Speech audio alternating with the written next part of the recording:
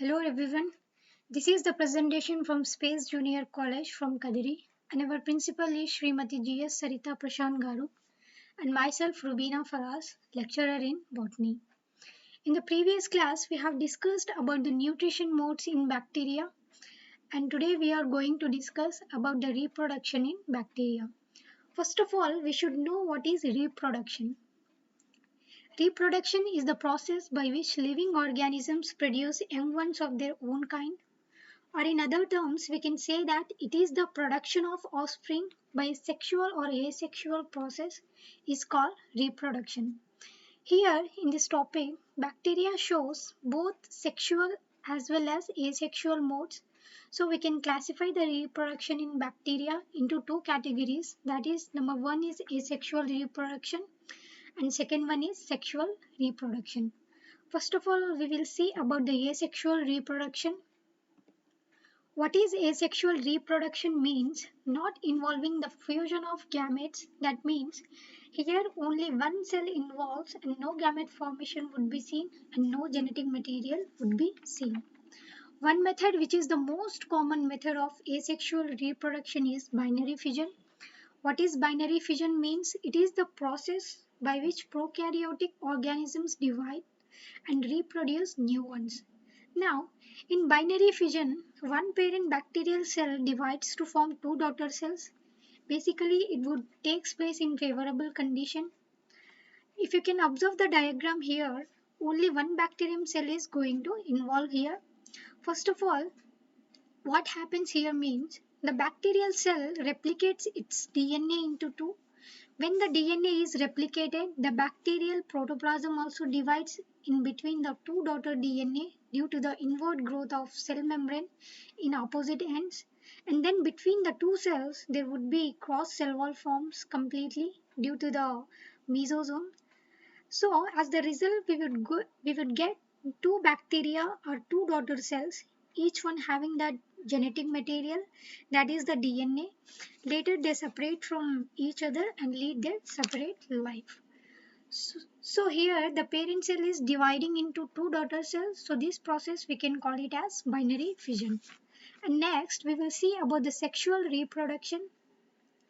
In bacteria, there is no sexual organs are seen. That means sex organs and sexual process is completely absent in bacteria. However, the exchange of genetic material, that is the gene transfer, which is the essence of sexual reproduction, takes place in three ways. They are conjugation, transformation, and transduction. Now, we will see these three methods of gene transfer in detail one by one. The first one is conjugation. Here, what is conjugation means the transfer of genetic material through direct cell to cell contact is known as conjugation. What we are saying that one bacterium cell is transferring its genetic material to another bacterium cell. That process we can call it as the conjugation. It was first reported by Lederberg and Tatum in the year of 1946 in E. coli bacteria. Here you can observe below how bacteria is transferring its genetic material to another bacteria. Now we will see how the conjugation process will happen. In E. coli bacteria, in addition to the DNA of the nucleoid, another circular DNA strand occurs in the cytoplasm. That is, we call it as the plasmid or F factor. E. coli cells having F factor are called F plus cells, that is the donor cell, and the cells without having F factor are called F minus cell, that is the acceptor cell. Here you will see the E. coli bacteria which have F plasmid and another E. coli bacteria which do not have F plasmid called F minus cell, that is the acceptor cell. And another important thing is only F plus cells have sex pili that makes contact with the acceptor cell, that is F minus cell. During the conjugation, F plus and F minus cell becomes in contact and binds with each other with the help of sex pillars, and it forms a conjugation tube between them. Then the F plus donor cell replicates its plasmid.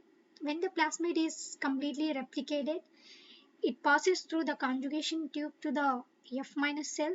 Then the F minus cell, that is acceptor cell, also becomes like a F plus cell as it receives the F plasmid.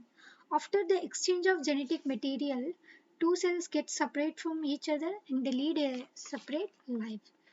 This is regarding about the process of conjugation. And the next second gene transfer method is transformation. This mode of bacterial reproduction was discovered by Frederick Griffith in Streptococcus pneumoniae in the year of 1928. This transformation is the uptake of innate DNA fragments from the surrounding environment and their incorporation into the acceptor cell is called transformation. If you look at the process of transformation, what happens here means when a bacteria dies, its genetic material along with the cytoplasm is released into the surrounding environment. So these DNA fragments carry several genes. Then this can be taken up by a competent cell. So competent cells are the cells which has the ability to take up the DNA. Why? Because it carries a specific proteins called competent factor. So it takes up the DNA or a part of the DNA molecule, then it integrates inside its heritable form into the host DNA. Until it forms the heritable form, then we can say that the bacterial transformation was successfully happened. If you can see here, small DNA fragments in pink color which are present in the surrounding medium, and then the competent bacterium cell will move and take up the foreign DNA, that is the DNA fragments which are present in surrounding environment. Basically these DNA fragments which are in double stranded form generally gets inside in a single strand form, that it aligns itself to the host chromosome that gets integrated. So if this process occurs perfectly, then we can say that it was a successful transformation. If the foreign DNA which comes inside can be degraded by the host cell by its endonuclease activity, then we can say that it was unsuccessful transformation. Coming to the last method, that is the transduction, it was discovered by Lederberg and Ginder in Salmonella typhimurium bacterium in the year of 1951. Transduction is a process of transfer of genetic material from one bacterium to another through bacteriophages is known as transaction. What we are saying that it is the transfer of genetic material from one bacterium to another bacteria through bacteriophase is known as transaction. Normally, this process happens in the replication of viruses. What happens here means the bacteriophage, which is a virus that attacks to the bacterium cell, is known as bacteriophage. So this virus attaches to the bacterium cell wall and it will release an enzyme called a lysozyme. When the virus releases the enzyme, it will dissolve the bacterial cell wall and it will form a hole-like structure.